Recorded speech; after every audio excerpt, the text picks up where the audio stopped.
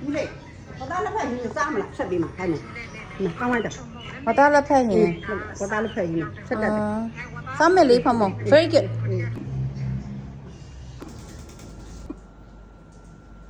ကျဲတော်တော်ကြီးကျဲဖြူရထောင်းတာ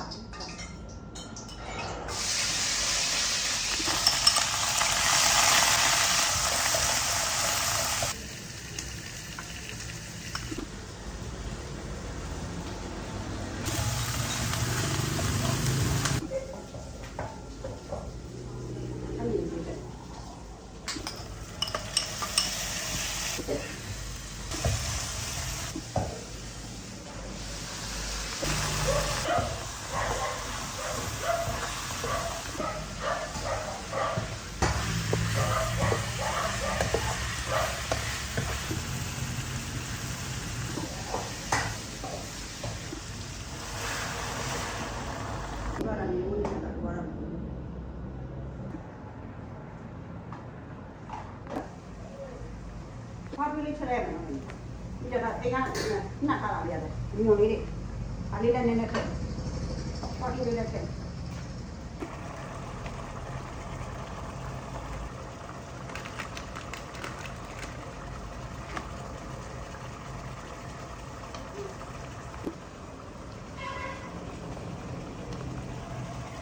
လက်ခက်တော့ပလောင်ကြီးချက်စားတာလေပလောင်ကြီးချက်စားတာစားတော့စားလောင်ရတော့တာဒီလက်ဖက်နဲ့ချက်ပြရအင်းဝတ်သားလည်းအင်းဒါလာမျိုးရှိအင်းဒါလေးမျိုးအင်းတော့တော့ဆန်းဆန်းလိုက်ဟုတ်လား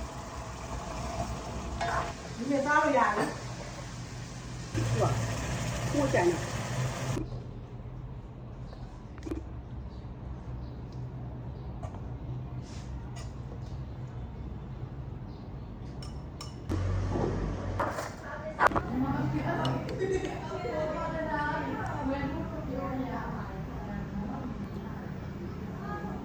ဒီလေကောင်းလား ရန်ကောင်း